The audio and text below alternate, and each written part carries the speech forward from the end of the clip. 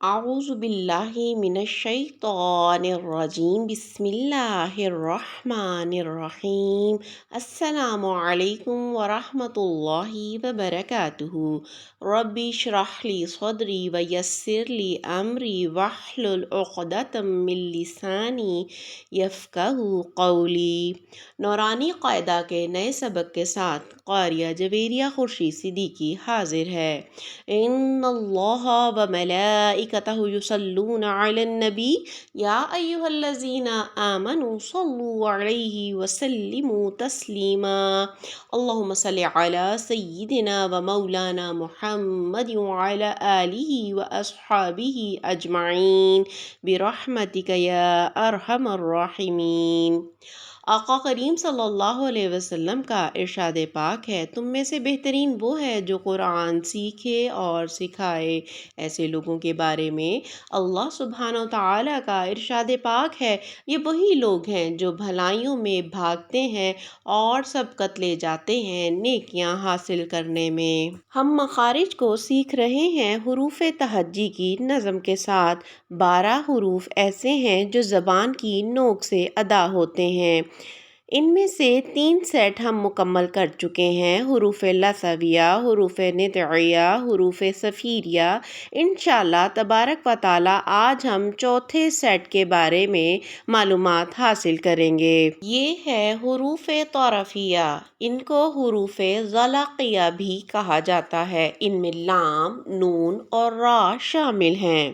ان تینوں کا مخرج ایک ہی ہے، لیکن جو معمولی سا فرق ہے وہ انشاءاللہ تبارک و تعالی آپ اس ویڈیو میں سیکھیں گے۔ طرف لسان جب زواحق سے لے کر ثنایا تک کے مقابل کے مسوڑوں سے لگتا ہے تب جا کر لام ادا ہوتا ہے۔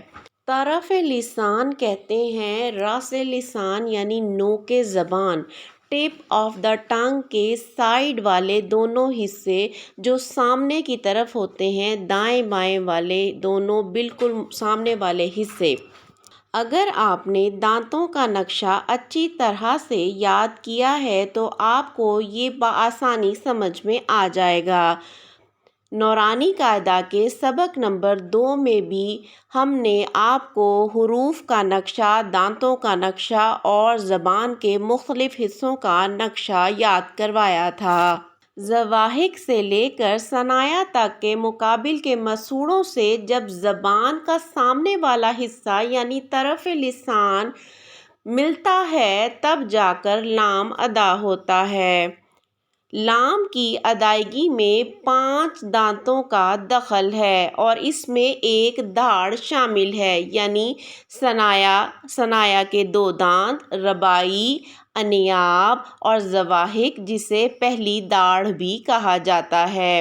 انیاب وہ نوکیلا دانت ہے جو رباعی اور پہلی داڑھ کے درمیان ہوتا ہے، اور رباعی ثنایا کے ساتھ والے دانت کو کہا جاتا ہے۔ قرآن کریم فرقان حمید سے ہمیں لام کی کچھ مثالیں اس طرح سے ملتی ہیں: لیکن، للذاکرین، لمزۃ، الہاکم، الا۔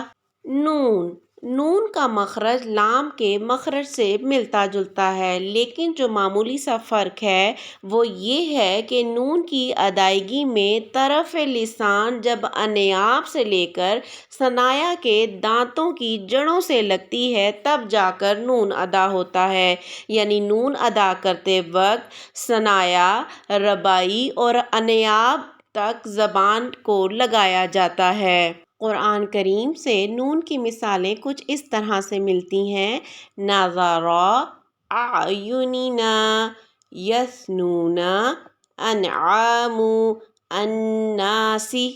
را پشت زبان جب مقابل کے تالو سے لگتی ہے تو را ادا ہوتا ہے۔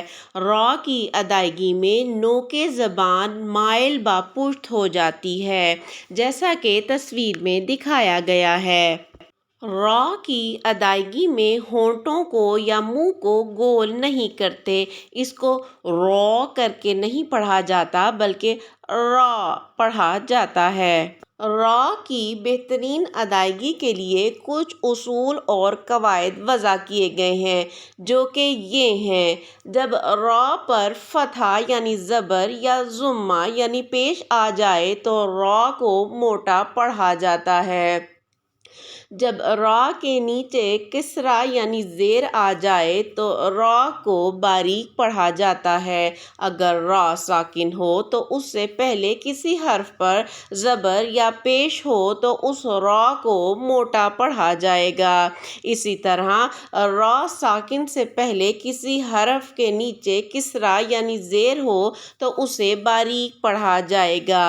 اسی طرح اگر مشدد را ہے تو اس پر زبر یا پیش آ جائے تو اس کو بھی پر اور موٹا پڑھا جائے گا، اور مشدد را کے نیچے جب زیر ہو تو اس کو باریک پڑھا جائے گا۔ قرآن کریم سے ہمیں را کی مثالیں کچھ اس طرح سے ملتی ہیں: راکبہ، ارونی، رضا، ارصاد، برزت۔ آئیے ایک مرتبہ حروف تعارفیہ کی حرکات سکون اور شدہ کے ساتھ مشق کرتے ہیں۔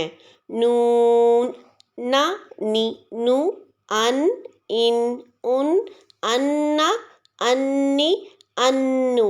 جب نون مشدد آئے گا تو اس کا غنہ زمانی کیا جائے گا۔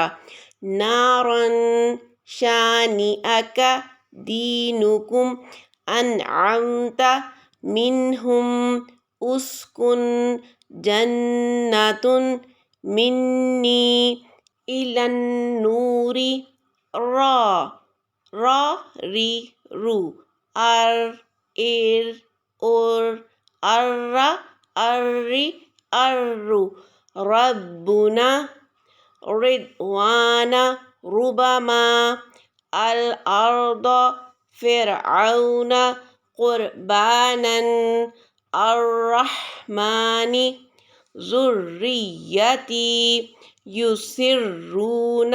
لام، لا، لی، لو۔ یاد رہے کہ لام کو لو نہیں پڑھنا، اس کو لا پڑھیں گے۔ لا، لی، لو، ال، ال، اللہ، الی، الو۔ جہاں پر بھی لام مشدد آئے گا اس کو باریک ہی پڑھا جائے گا۔ لکم، للہ، قلوبہم۔ لفظ اللہ قرآن کریم میں 2584 مرتبہ آیا ہے۔ لفظ اللہ کا قاعدہ یہ ہے کہ اللہ کے لام سے پہلے جب فتحہ یعنی زبر اور ضمہ یعنی پیش آ جائے تو اس لام کو موٹا پڑھا جاتا ہے، اور لفظ اللہ کے لام سے پہلے جب کسی حرف کے نیچے زیر آ جائے تو اس کو باریک پڑھا جاتا ہے۔ اسی لیے ہم نے پڑھا للہ قلوبہم، الحمد للمتقین، قلنا الذین، کلی، یحل۔ امید واثق ہے کہ آپ تمام ساتھیوں کو آج کا سبق بہت اچھے طریقے سے سمجھ آ گیا ہوگا۔ اللہ کریم سے دعا ہے کہ ہمیں حق قرأت کے ساتھ قرآن کریم پڑھنے کی توفیق عطا فرمائے اور اس کا پڑھنا ہمارے حق میں قبول فرمائے۔ سبحانک اللہم و بحمدک، اشہد ان لا الہ الا انت، استغفرک و اتوب الیک۔ بارک اللہ لی و لکم فی القرآن العظیم و نفعنی و ایاکم بالآیات والذکر الحکیم۔ صدق اللہ العظیم۔